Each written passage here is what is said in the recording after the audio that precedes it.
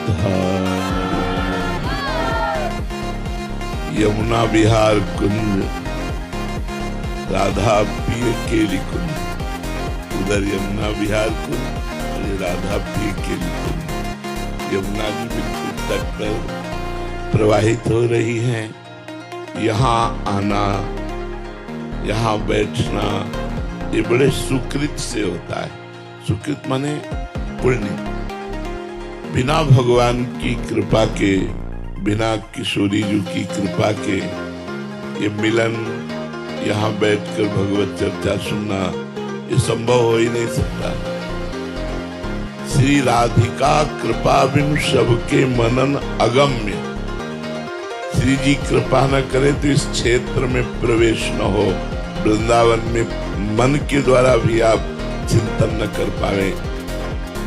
तो जब कृपा हुई है, आप यहाँ विराजमान हुए हैं, तो थोड़ी देर सत्संग सुनिए और उसे अपने जीवन में, आचरण में उतारिए। जी श्री हरिहंस महाराज, प्रश्न है, जीवन में रस कैसे आए? उत्तर है, इसके लिए इच्छा होनी चाहिए। हाँ, भगवद रस प्राप्ति की इच्छा उसी के हृदय में उत्पन्न हो सकती है। भगवान श्री कृष्ण चंद्र जी ने गीता जी में कहा, भोगेश्वरी प्रसक्तानाम तयापहत चेतसाम व्यवसायात्मिका बुद्धि समाधो न विधीयते। जिसने अपने चित्त को भोगों के चिंतन में और इंद्रियों को भोगों में फंसा दिया है,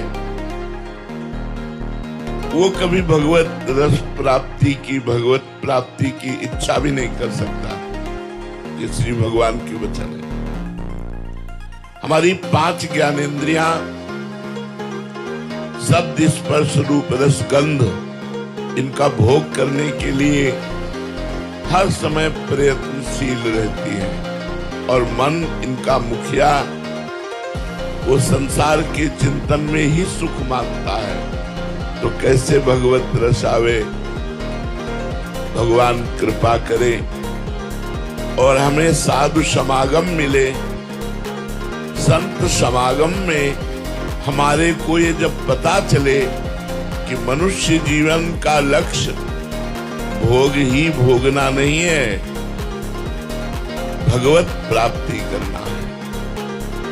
जब तक आप भगवान का नाम जप नहीं करेंगे, भगवान की लीला कथा नहीं सुनेंगे, भगवान का नाम कीर्तन नहीं करेंगे, घर में ठाकुर सेवा नहीं विराजमान करेंगे, तब तक अशुभ, अमंगल, दुख, चिंता, शोक, भय ये आपको पीड़ित करती रहेगी। भगवत रस की आकांक्षा हो जाना ये तो बहुत बड़ी बात है।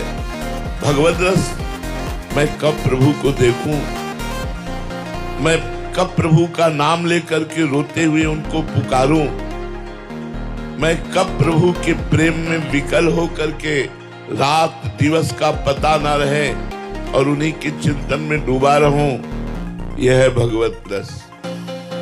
इसकी आकांक्षा संत समागम से प्रकट होती है। इसलिए गोस्वामी तुलसीदास जी ने कहा, शुद्ध दाराधन लक्ष्मी पापियों के घर होए और संत समागम हरि कथा तुलसी दुर्लभ दोए। दुर्लभ क्या है? संतों का मिलना। और फिर दुर्लभ क्या है? उनके उपदेश सुनना और उपदेश को अपने आचरण में उतार लेने से भगवत रस की आकांक्षा उत्पन्न हो जाती है। तो हम भगवत रस चाहें, पर चाहें कैसे? हम तो अभी माया के विविध प्रकार के भोग रस में अपने मन को लगाए हुए हैं। इसलिए हमारा मन भगवत रस के लिए लालायित नहीं होता। नहीं, जिस समय भगवत रस के लिए लालसा प्रकट हो जाती है तो ब्रह्मादि के भोग सब ब्रह्मादिक के भोग सब विष सम लागत ताहि, नारायण ब्रज चंद की लगन लगी है जाहि। इसे भगवत रस की लगन लग जाती है, उसे ब्रह्मा के भी भोग विष के समान लगते हैं। मृत्यु लोक के मलिन भोगों की तो बात जाने दो। इसलिए सत्संग से जो हमें सुनने को मिला कि मनुष्य जीवन का परम लाभ भगवत प्राप्ति है, और भगवत प्राप्ति नाम जप से होती है, भगवान की कथा सुनने से होती है, भगवान की सेवा करने से होती है, समाज का परोपकार भाव से, सेवा भाव से सेवन करने से होती है। इन बातों को अपने जीवन में उतारिए, परोपकार कीजिए, रोज नियम से नाम जप कीजिए, ठाकुर जी को बिना अर्पित किए कुछ खाइए पिए नहीं। अगर पानी भी पीना है तो मन से भगवान को अर्पित कीजिए। भोजन पाना है, मान लो प्रगट में भोग नहीं लगा सकते तो 1 मिनट रुकिए, ठाकुर जी को अर्पित कीजिए। हे प्रभु, आपके द्वारा दिए हुए इस प्रसाद को मैं पा रहा हूँ, मेरी बुद्धि शुद्ध हो और आपका सुमिरन हो, अच्छे आचरण हो। प्रार्थना कीजिए, वही भोजन आपकी बुद्धि को पवित्र कर देगा और अंदर से भगवत रस की चाह प्रकट हो जाएगी। अगला प्रश्न है, साधन की दृष्टि से आपस में मेलजोल कितना बढ़ाना चाहिए? बिल्कुल नहीं। साधना में जब हम भगवत मार्ग में चलते हैं तो हमारा जहां इष्ट मिले, मन मिले, वही मेलजोल उतना ही बढ़ाना चाहिए जितना भजन तक रहे। व्यवहार में ना उतरने पावे, संसारिकता ना आने पावे, संसारिक संबंध ना होने पावे, हमारा भाव गलत ना होने पावे, क्योंकि संग का रंग चढ़ता है। इसलिए साधक को चाहिए कि इष्ट मिले और मन मिले, मिले भजन रस रीति। जब हमारी भजन की रीति और हमारा इष्ट मिलता हो, ऐसे संतों से, साधकों से, लोगों से हम मिले, भगवत चर्चा करें, भगवत भाव में रहे। जहां मिलने से भगवान का विस्मरण होता हो, वो माया है, चाहे कोई भी हो। ज्यादा संग करने से जिसका हम संग करते हैं उसका रंग चढ़ जाता है। इसलिए जित संग दोषा अध्यात्म नित्या। अध्यात्म में स्थित जो पुरुष है उस पर किसी का रंग नहीं चढ़ता, लेकिन नए साधक को चाहिए वो ऐसा संग करे जिससे भगवान की स्मृति बढ़े, भगवान के भजन बढ़े, हमारे अंदर अच्छे आचरण आवे। अगर बुरे आचरण आने लगे संग से, वो कुसंग हो गया, तो ज्यादा संग नहीं करना चाहिए। संग करे तो भगवान के प्रेमी जनों से संग करे, चाहे वो गृहस्थ हो चाहे विरक्त हो। ऐसे लोगों का संग न करे जो हरि विमुख हो, जो गंदे आचरण वाले हो। अगला प्रश्न है महाराज जी, भगवान में विश्वास होना जगत के प्रपंच में रहते हुए कठिन लगता है। गृहस्थ में एक से एक बढ़कर बाधा सामने आती रहती है, निराकरण का कोई सरल उपाय है क्या? बाधा तो आती है, पर बाधा को हरने वाला अपने आप बाधा को हरेगा। बाधाओं का चिंतन ना करे, अपनी साधना में लगे रहने के बारे में चिंता करे। साधक साधना को अधिकाधिक बढ़ाता रहे, अपने मन में इच्छा रखे, फिर वे अपने आप पूर्ण कर देंगे। देखो, भगवत आश्रय होना बड़ा कठिन है। भगवत आश्रय दो ही बात में हो सकता है।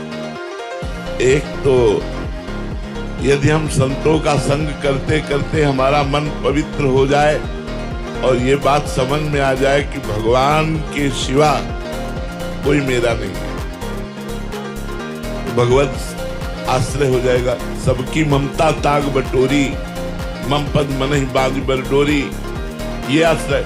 और या फिर भारी संकट हो जाए,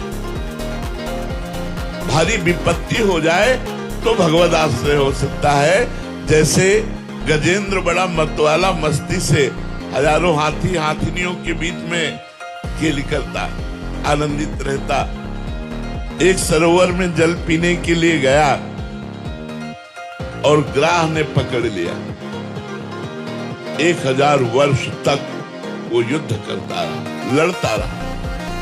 ग्राह गजेंद्र को खींचता जल की तरफ, गजेंद्र ताकत लगाकर बाहर की तरफ, यहां तक कि उसके परिवार और साथियों ने भी गजेंद्र का साथ दिया। लेकिन जब देखा कि ये निकल ही नहीं रहे तो परिवार के लोग चले गए। देखते जाओ, कोई साथी नहीं रहा। जब उसने देखा कि अब मेरे में भी बल नहीं रह गया और देखा अब तो ये हमको डुबो ही देगा, बस उसी समय उसको भगवान का आश्रय याद आ गया। भगवान का आश्रय लिया और जे ही हरि पुकारा, भगवान ने एक क्षण में ग्राह का उद्धार करके गजेंद्र को बाहर कर दिया। द्रौपदी जब सभा में निर्वस्त्र की जा रही है, तब भी भगवत आश्रय नहीं है, पतियों का आश्रय। जब देखा पति भी साथ नहीं दे रहे, तो धर्मात्मा भीष्म पितामह आदि महापुरुषों का आश्रय। जब देखा ये भी हमारा पक्ष नहीं ले रहे, ये भी खड़े होकर नहीं रोक रहे, नहीं भीष्म जैसा महाबली, भीष्म जैसा धर्मात्मा यदि खड़ा होकर के बोल दे तो वहां किसी की ताकत नहीं थी कि उनके खिलाफ कोई बोल सके। लेकिन भीष्म जी ने भी केवल इतना ही कहा, बेटी धर्म का बड़ा सूक्ष्म स्वरूप है और वो धर्मात्मा युधिष्ठिर जानता है, बस इतना शब्द कहा। द्रौपदी जी ने जब देखा भीष्म का भी आश्रय नहीं तो अपनी भुजाओं का आश्रय। जब देखा 10,000 हाथियों का बल रखने वाला दुशासन, द्रौपदी उनके वेग को नहीं रोक पाएगी, फिर उन्होंने दांतों का आश्रय लिया। दांत से जब देखा कि अब दांत भी नहीं रोक सकते, तब नाथ की याद आई।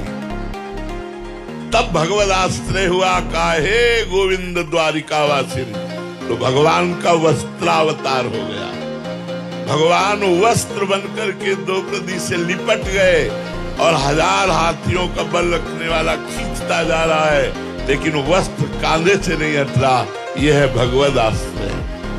भगवत आश्रय दो प्रकार से, एक तो ज्ञान के द्वारा, सत्संग के द्वारा भगवत आश्रय हो जाए, या विपत्ति के द्वारा भगवत आश्रय। भगवत आश्रय हो गया तो काम बन गया, पक्का बन गया। एक कबूतर वृक्ष पर बैठा आनंद से युक्त था। इतने में उसकी दृष्टि ऊपर गई तो देखा बाघ मंडरा रहा है कबूतर के ऊपर आक्रमण करने के लिए।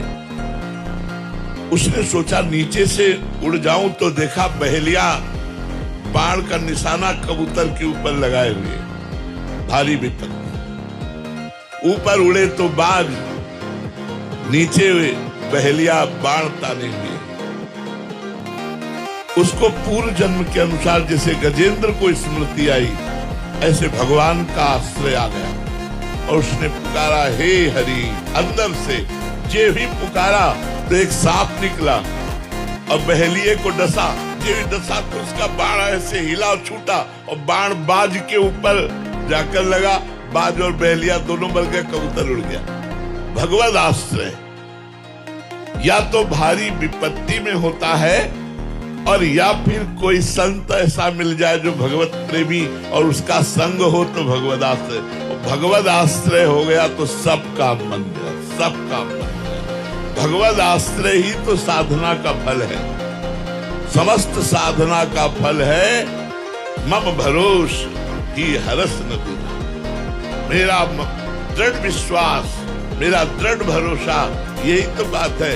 प्रहलाद जी 5 वर्ष के बालक हैं, हिरण्यकश्यप त्रिभुवन पति है, और वो हर उपाय करता है प्रहलाद जी के मारने का, लेकिन दृढ़ विश्वास प्रहलाद का तो बाल बांका भी नहीं कर पाया और त्रिभुवन पति को फाड़ के फेंक दिया। भगवान ने वो रूप नरसिंह धारण किया जो कभी न देखा गया, न सुना गया, न पढ़ा गया। ऐसा भगवान ने रूप धारण किया। भगवान है प्रतिपल, प्रतिक्षण, प्रतिकण में है। हम दृढ़ विश्वास करें, जैसे माँ अपने बेटे का मंगल नहीं कर सकती, ऐसे हमारे प्रभु मंगल भवन अमंगलहारी, वो कभी अमंगल हमारा होने ही नहीं देंगे। ऐसा दृढ़ विश्वास रखे, चाहे जैसी परिस्थिति हो उसका परिणाम मंगलमय होगा। परिस्थिति अमंगल में दिखाई दे सकती है लेकिन उसका परिणाम मंगलमय होगा। तलवार हार बन जाएगी, जिस दिन भगवान का आश्रय दृढ़ हो गया तो गले तक आते आते हार बन जाएगी, वो तुम्हारा गला नहीं काट पाएगी। प्रहलाद जी का कहीं खरोच भी नहीं आ पाई। भगवान इतने महान हैं, केवल हम आश्रय लें तो आश्रय दो में ही होता है, या तो भारी विपत्ति में या सत्संग के द्वारा ज्ञान प्राप्त हो जाए। प्रश्न है महाराज जी, आसक्ति के निवारण में कर्म प्रवृत्ति का त्याग सहायक होता है क्या? उत्तर है, प्रत्येक कार्य भगवत सेवा की भावना से। ये खास बात ये है, कर्म मोक्ष में सहायक नहीं हो सकता, वो बंधन कारक होता है, क्योंकि कर्म में कर्ता भाव रहता है। अहंकार विमूढ़ात्मा कर्ता हमिति मन्यते, मैंने ये किया, मैं ये करूंगा, मैं ये कर सकता हूं, यही आवागमन का हेतु है। अब कर्म करते हुए कर्म बंधन में बंधे ना, कर्म करते हुए आवागमन से मुक्त हो जाए, इसका उपाय क्या है? कृष्णार्पणमस्तु। जो भी कर्म करे यत जो भी, ये तो सर्वाणि कर्माणि वही सन्न्यस्य मत्पराहा अनन्ये नैव योगिने माम ध्यायन्तु उपासते। भगवान कह रहे हैं ये तू सर्वाणि कर्माणि, सर्वाण शब्द है, शुभानि नहीं है कि तुम शुभ कर्म करो और मेरे को अर्पित करो, ऐसा नहीं कह रहे। तुम नौकरी कर रहे हो, किसानी कर रहे हो, व्यापार कर रहे हो, जो भी कर्म कर रहे हो, 8 घंटे 10 घंटे जो कर्म किया, बाद में हाथ जोड़ा और हे श्री कृष्ण, हे प्रभु, हे सच्चिदानंदमय नाथ, ये 8 घंटे से संसार का कार्य करते हुए हो सकता है आपका विस्मरण हो गया हो, इसलिए संपूर्ण कार्य आपको समर्पण करता हूँ। कृष्णार्पणमस्तु। वो 8 घंटे का 12 घंटे का काम आपको पुण्यदायक और भजनदायक और भगवत प्राप्ति कराने वाला बनेगा। इसलिए हर कर्म दोष युक्त हो सकता है अहंकार से। चाहे जितना पवित्र कार्य करो, अहंकार रूपी दोष आ जाता है। मैं 20 वर्ष से मौन हूं, इस बात का अहंकार है। मैं 10 वर्ष से फलाहारी हूं, इस बात का अहंकार है। मैंने जिंदगी में ये नहीं किया, वो नहीं किया, और ये अहंकार रहित कर्म ही भगवत कर्म है। तो हम अहंकार सहित किए हुए कर्म को कृष्णार्पणमस्तु कर दे तो कर्म बंधन से मुक्त हो जाए। इसी में आगे कह रहे महाराज जी, भजन को सीमित मत रखो, आसक्ति हटेगी भगवत सेवा की भावना से।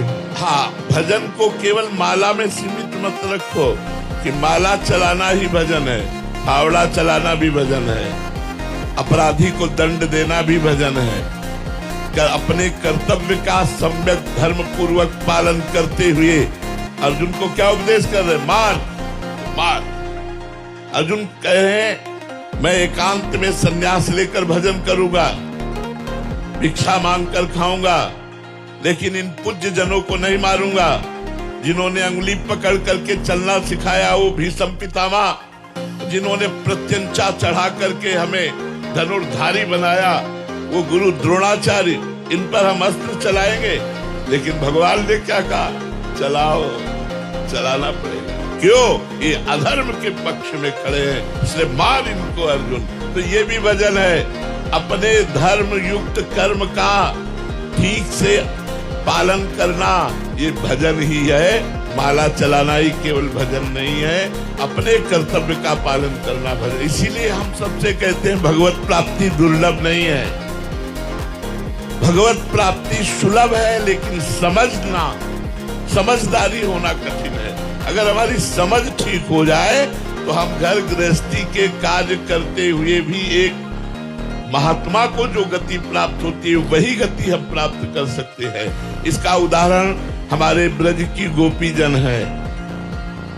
वो लिपती है पोछा लगाती है, धान कूटती है, रसोई अमनिया करती, गाय दूहती है, पति की सेवा करती है, पुत्र का दुलार करती है, लेकिन भगवान के लिए, भगवान का चिंतन करते हुए मुरारी पादार्पित चित्त वृत्ति, वृत्ति भगवदाकार है, तो घर गृहस्थी के कार्य करते हुए एक योगी को जो गति होती है वही एक गृहस्थ को गति होती है। इसलिए सब कोई भगवत प्राप्ति कर सकता है।